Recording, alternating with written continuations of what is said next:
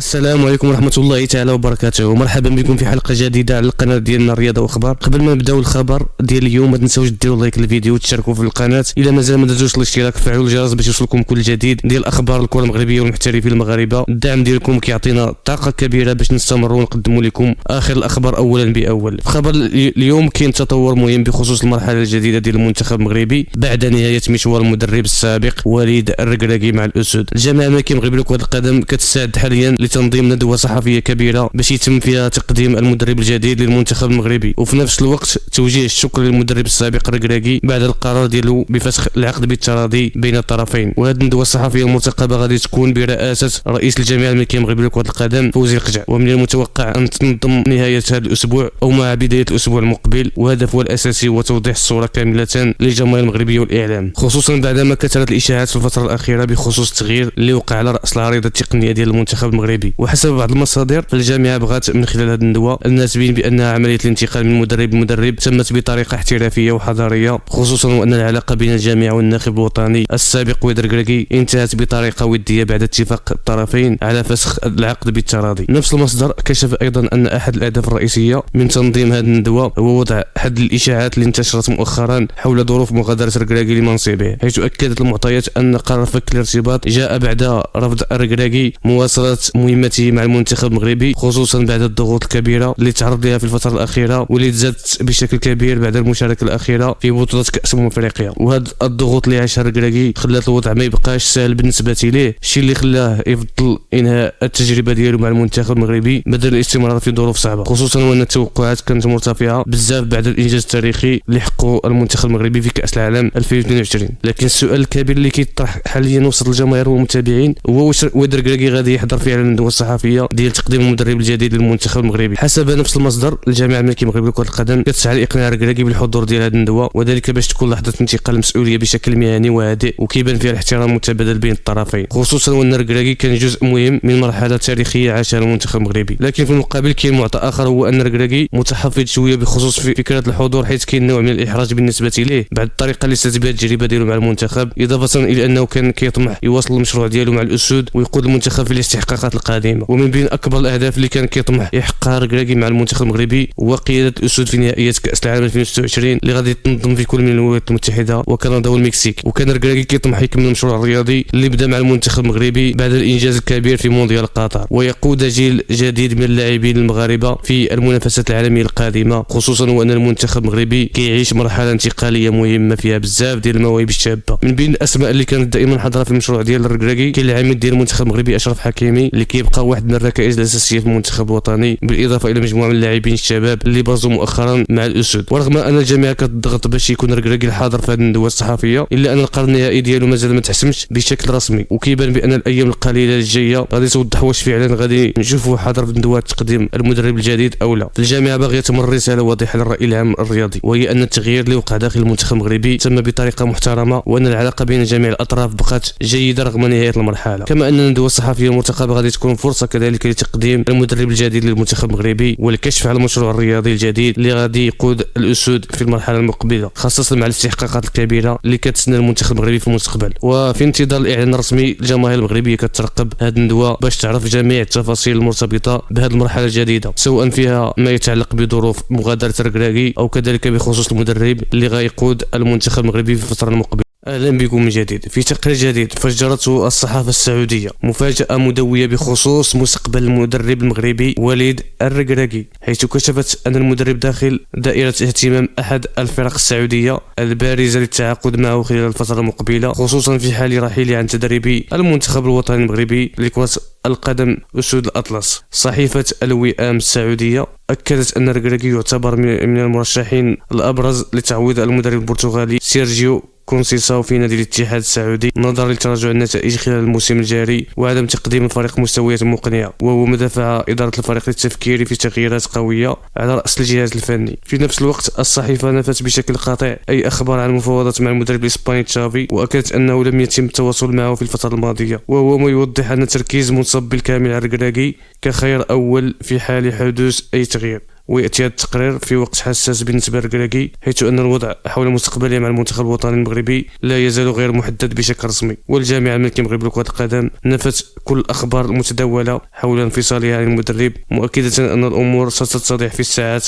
المقبلة. يشار إلى أن الكراكي يعيش مرحلة انتقالية مهمة في مسيرته المهنية، خصوصا بعد الإنجازات التي حققها مع المنتخب الوطني في السنوات الأخيرة، والتي جعلت اسمه مطروحا بقوة في الأندية الخليجية والدولية التي تبحث عن مدربين قادرين على قيادة فرقها للمستويات المتقدمة. برغم من هذه الأخبار يبقى كل شيء مرتبط بالقرارات الرسمية القادمة سواء من طرف الجامعة الملكية المغربية لكرة القدم أو من إدارة نادي الاتحاد السعودي، حيث يتابع الوسط الرياضي بشغف كل مستجد يتعلق بمستقبل الكراكي ومساره القادم. المتابعون يتوقعون أن تكون الفترة المقبلة حاسمة بالنسبة له، خاصة أن أي انتقال محتمل إلى الدوري السعودي سيشكل خطوة مهمة في مسيرته، وربما يمنحه فرصة جديدة لإثبات قدراته على مستوى الأندية بعد تجربته الكبيرة مع المنتخب الوطني. وفي انتظار الإعلان الرسمي يبقى الكراكي محط أنظار وسائل الإعلام والجماهير المغربية والخليجية، والتي تترقب بفضول معرفة الوجهة المقبلة لأحد أبرز مدربي كرة القدم المغربية في الوقت الحالي. هكذا تبقى الساعات القليلة القادمة حاسمة في تحديد مستقبل الكراكي سواء مع أسود الأطلس أو على الصعيد الاحترافي الخارجي، ومازال كل شيء وارد في هذا الملف الذي يثير اهتمام كبير داخل الوسط الرياضي المغربي والخليجي. مرحبا بكم مرة أخرى. اليوم غنهضروا على آخر التطورات اللي جايه من كواليس كرة القدم الإفريقية، وبالضبط بعد نهائي كأس أفريقيا اللي حصدناه المغرب مؤخرا. القصة دارت حول رئيس الاتحاد السنغالي لكرة القدم عبد الله فال، واللي حاليا كيتعرض للتحقيق من طرف لجنة التأديب والانضباط التابعة للاتحاد الإفريقي لكرة القدم الاتحاد الإفريقي لكرة القدم على خلفية تصريحات أدلى بها بعد تتويج منتخب بلاده باللقب القاري. حسب ما نقل الصحفي رومان مولينا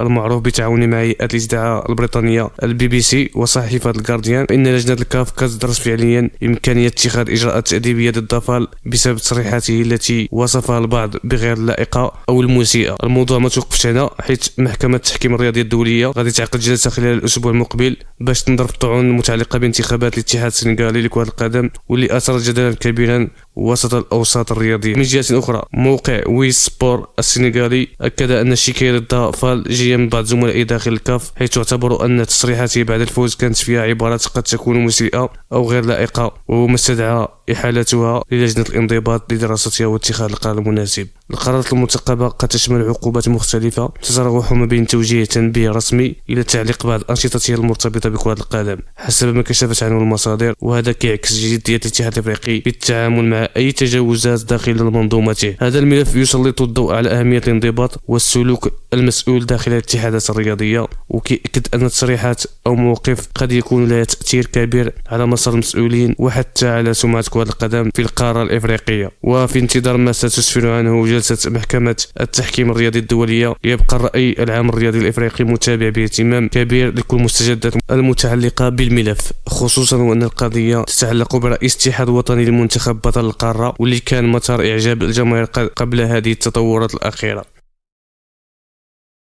بكم من جديد. يعيش الوسط الكروي الدولي في الأيام الأخيرة على وقع تطورات جديدة بخصوص مباراة كبيرة منتظرة بين منتخب إسبانيا ومنتخب الأرجنتين في إطار بطولة فيناليسيما 2026، وهي المباراة التي تجمع بطل أوروبا مع بطل أمريكا الجنوبية، والتي تحظى باهتمام كبير من جماهير كرة القدم عبر العالم. هذه المواجهة القوية التي كان من المقرر تنظيمها في قطر يوم 27 مارس أصبحت الآن محل نقاش واسع بعد التطورات الأخيرة المرتبطة بالأوضاع في الشرق الأوسط، وهو الأمر الذي جعل الهيئات الكروية الدولية تتابع الوضع عن قرب من أجل اتخاذ القرار المناسب بشأن مكان إقامة المباراة. الاتحاد الأوروبي لكرة القدم عبر عن قلقه بخصوص تنظيم المباراة في قطر في ظل الظروف الحالية، مؤكدا أنه يتابع التطورات بشكل مستمر بالتنسيق مع باقي الجهات المسؤولة عن تنظيم هذا الحدث الكروي. وجاء هذا الموقف بعد إعلان الاتحاد القطري لكرة القدم تعليق جميع الأنشطة الرياضية في البلاد مؤقتا وتأجيل البطولات والمنافسات ابتداء من يوم الأحد وحتى إشعار آخر، وهو القرار الذي أثار تساؤلات عديدة حول إمكانية استمرار التحضيرات لاستضافة مباراة الفيناليسيما في الموعد المحدد سابقا. وفي بيان رسمي نقلته صحيفة آس الإسبانية، أكد الاتحاد الأوروبي لكرة القدم أنه يواصل تقييم الوضع بشكل دقيق، وأنه يتابع جميع التطورات بالتعاون مع اتحاد أمريكا الجنوبية لكرة القدم، إضافة إلى اللجنة المنظمة المحلية للبطولة. البيان أشار أيضا إلى أن الاتحادات المعنية تدرس جميع الخيارات الممكنة لضمان تنظيم المباراة في أفضل الظروف سواء من حيث الجوانب التنظيمية أو الأمنية، خاصة وأن المباراة تعتبر حدثا كرويا عالميا يجمع بين اثنين من أكبر المنتخبات في تاريخ كرة القدم. وبينما تتواصل المشاورات حول إمكانية استمرار إقامة المباراة في قطر، بدأ الحديث يظهر بقوة عن احتمال نقل نهائي الفيناليسيما إلى بلد آخر قادر على احتضان هذا الحدث العالمي في ظروف مناسبة. وفي هذا السياق برز اسم المغرب كأحد أبرز الخيارات المطروحة لاستضافة المباراة، خاصة في ظل البنية التحتية الرياضية التي أصبح يتوفر عليها خلال السنوات الأخيرة. المغرب بات في السنوات الماضية وجهة مهمة لتنظيم العديد من التظاهرات الكروية الكبرى سواء على مستوى الأندية والمنتخبات، وهو ما جعله يكتسب ثقة ديال الاتحادات الكروية الدولية بفضل التنظيم الجيد والإمكانات اللوجستيكية المتطورة. ومن بين الملاعب التي يتم الحديث عنها بقوة لاحتضان هذه المباراة يبرز ملعب الأمير مولاي عبد الله بالرباط، والذي يعتبر من أبرز الملاعب المغربية القادرة على استضافة مباريات كبيرة بهذا الحجم. ملعب مولاي عبد الله عرف في السنوات الأخيرة عملية تحديث وتجهيز مهمة، وهو ما جعله من الملاعب التي تستوفي المعايير الدولية لتنظيم المباريات الكبرى سواء من حيث الطاقة الاستيعابية أو التجهيزات التقنية أو البنية التحتية المحيطة به. كما أن موقع الرباط كعاصمة المغرب يوفر العديد من المزايا التنظيمية سواء فيما يتعلق بالبنية الفندقية أو سهولة التنقل والبنية التحتية المرتبطة بالمطارات والطرق، وهو ما يجعلها مدينة مناسبة لاستقبال حدث كروي عالمي. إضافة إلى ذلك فإن المغرب يمتلك تجربة مهمة في تنظيم التظاهرات الرياضية، حيث احتضن في السنوات الماضية عدة بطولات دولية وإفريقية، الأمر الذي يعزز حظوظه في حال تم اتخاذ قرار نقل مباراة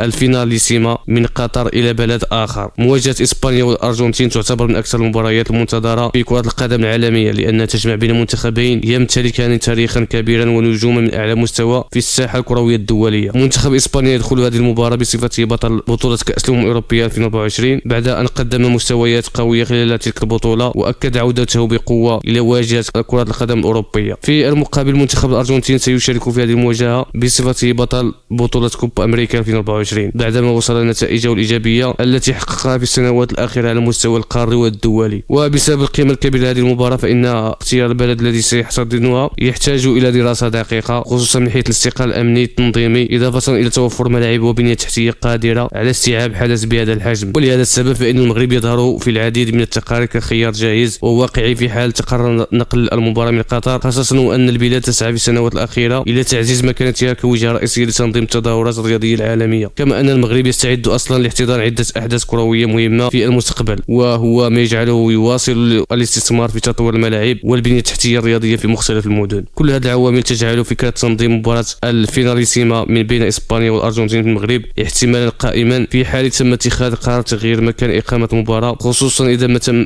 البحث عن بلد قادر على توفير ظروف تنظيمية مثالية لهذا الحدث الكروي الكبير. وفي انتظار القرار النهائي من طرف الهيئة الكروية الدولية تبقى جميع الاحتمالات واردة بخصوص مكان إقامة هذه المباراة المنتظرة التي ينتظرها عشاق كرة القدم عبر العالم لمعرفة من سيحسم المواجهة بين بطل أوروبا وبطل أمريكا الجنوبية في نسخة جديدة من بطولة الفيناليسيما. اهلا بكم من جديد. مع اقتراب موعد مباراة الفيناليزيما بين منتخب اسبانيا بطلة اوروبا ومنتخب الارجنتين بطلة العالم الحالية، يستمر الغموض حول مكان اقامة اللقاء الذي كان مقررا يوم 27 مارس على استاد لوسيل في قطر، وذلك بسبب الحرب القائمة في الشرق الاوسط ما دفع الاتحادات الى البحث عن موقع بديل. حسب تقارير وكالة رويترز يبدأ ان لندن تتصدر قائمة الخيارات لاستضافة المباراة بعد رفض عدة مقترحات اخرى بما في ذلك اقتراح نقل المباراة الى مدريد، حيث رفضت الارجنتين هذا الخيار لتجنب منح اسبانيا ميزة اللعب على ارضها. كان المغرب الذي يمتلك ملعبا عالميا الامير مولاي عبد الله بالرباط من بين المرشحين لاستضافة المباراة، الا ان اسبانيا رفضت دعم المغرب لاسباب مرتبطة بالمنافسة على استضافة كأس العالم 2030، وهو ما اثار جدلا واسعا في الاوساط الرياضية.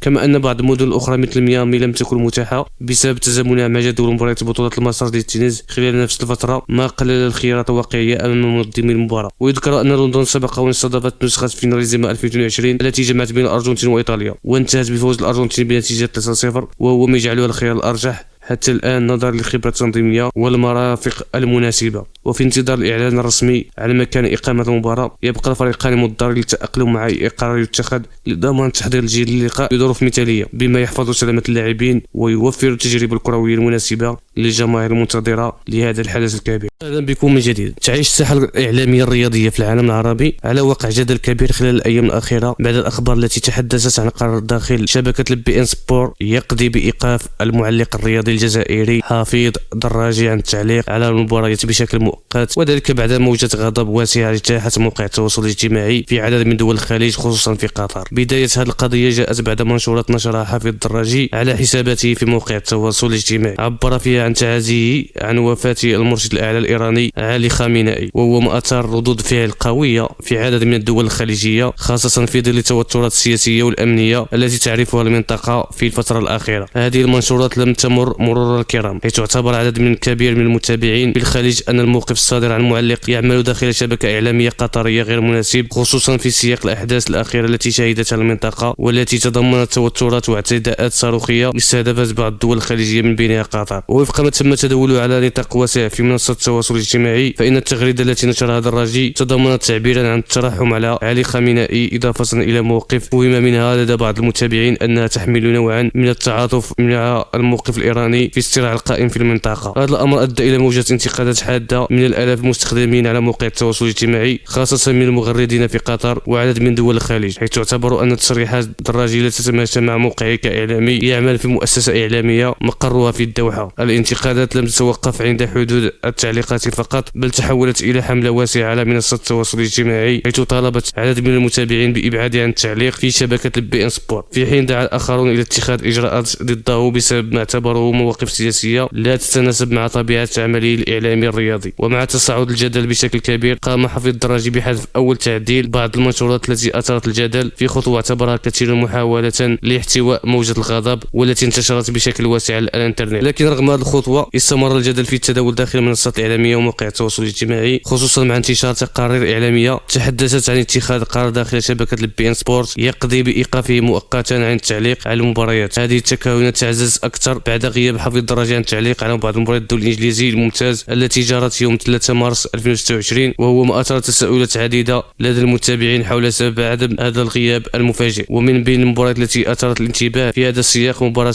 نيوكاسل يونايتد أمام مانشستر يونايتد، حيث لم يكن الدراجي حاضرا في التعليق على اللقاء كما كان يحدث في مباريات سابقة. وبدل ذلك أسندت مهمة التعليق على تلك المباراة إلى المعلق العماني عامر الخويدري، وهو ما دفع عدد من المتابعين إلى الربط بين غياب الدراجي وبين الجدل الذي اندلع حول تصريحاته الأخيرة. رغم كل هذه التطورات لم تصدر شبكة البي ان سبور حتى الآن أي بيان رسمي يوضح طبيعة القرار الذي تم اتخاذه في حق المعلق الجزائري، سواء كان الأمر يتعلق بإيقاف مؤقت أو مجرد تغيير عادي في جدول المعلقين. غياب توضيح رسمي فتح الباب أمام المزيد من التكهنات والتحليلات في وسائل الإعلام ومنصات التواصل الاجتماعي، حيث عاد النقاش مجددا حول العلاقة بين المواقف السياسية لبعض الإعلاميين وبين عملهم في المجال الرياضي. حفيظ دراجي يعتبر من أبرز المعلقين الرياضيين في العالم العربي، وقد ارتبط اسمه لسنوات طويلة بالتعليق على أهم البطولات الكروية العالمية سواء على مستوى الأندية والمنتخبات، كما أن مسيرته الإعلامية شهدت محطات عديدة، حيث بدأ العمل في التلفزيون الجزائري قبل أن ينتقل لاحقا إلى العمل في شبكة البي ان سبور التي تعتبر واحدة من أكبر الشبكات الرياضية في المنطقة. وخلال سنوات عمله في الشبكة شارك دراجي في التعليق على عدد كبير من المباريات الكبرى بما في ذلك مباريات البطولات الأوروبية والدولية، وهو ما جعله واحدا من الأسماء المعروفة لدى الجماهير الرياضية في العالم العربي. لكن في المقابل لم تكن هذه المرة الأولى التي يثير فيها دراجي الجدل بسبب موقفه أو تصريحاته خارج إطار التعليق الرياضي، حيث سبق وأن أثارت بعض الآراء السياسية نقاشات واسعة بين المتابعين في مناسبات مختلفة. التطورات الأخيرة أعادت فتح هذا النقاش من جديد، خصوصا حول الحدود الفاصلة بين العمل الإعلامي والرياضي والتعبير عن المواقف السياسية ومدى تأثير ذلك على صورة الإعلامي وعلى المؤسسة التي يعمل داخلها. وفي ظل غياب أي توضيح رسمي حتى الآن من طرف شبكة البي ان سبور، يبقى الوضع مفتوحا على عدة احتمالات في انتظار ما قد تكشف عنه الأيام المقبلة بشأن مستقبل حفيظ دراجي داخل الشبكة وطبيعة القرار الذي قد يتم اتخاذه بخصوص مشاركته في التعليق على المباريات خلال الفترة القادمة.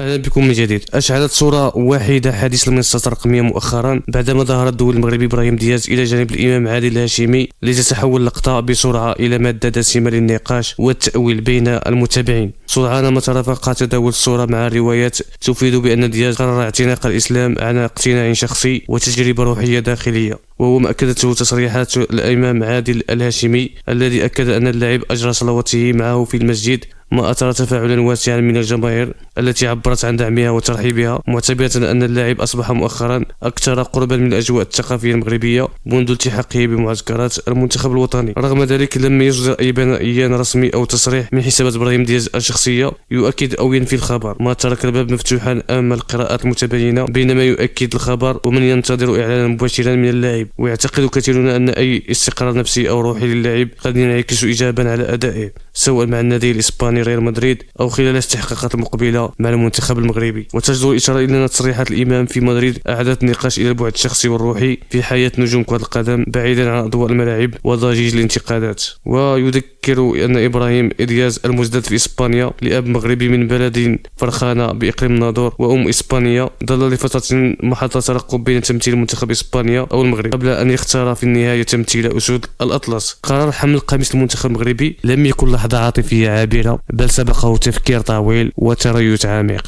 في ظل محاولات إسبانيا لإقناعه بالاستمرار ضمن مشروع منتخب لاروخا، لكن ميوله كان تمثيل دائما إلى البلد الذي ينتمي إليه وجدانيا عبر والده وجذوره العائلية. كما أن الالتحاقه بالمنتخب المغربي لم يقرأ فقط من زاوية رياضية، بل اعتبر رسالة انتماء واضحة عزز حضوره المتكرر في المغرب وارتباطه الوثيق بعائلته، خصوصا بعد الإنجاز التاريخي الذي حققه المنتخب المغربي في كأس العالم 2022، ما جعل القميص المغربي أكثر جاذبية للاعبين من أصحاب الجنسيات المزدوجة. تصريحات الإمام أضفت بعدا الإنسانية على مسيرة إبراهيم دياز، مبرزة أن النجومية لا تعني الانفصال عن القناعات الشخصية أو الروابط الروحية، غير أن كثير من النشطاء شددوا على ضرورة احترام الخصوصية الشخصية للاعبين وترك مساحة لهم بعيدا عن أي توظيف إعلامي أو رياضي لمواقفهم الدينية. وبهذا يبقى خبر اعتناق إبراهيم دياز الإسلام من قبل نفسه، وما إذا كان بالفعل خطوة مؤكدة، موضوع متابعة متواصلة بين الجماهير المغربية والإسبانية والعربية، مع الترقب لأي تصريح رسمي من اللاعب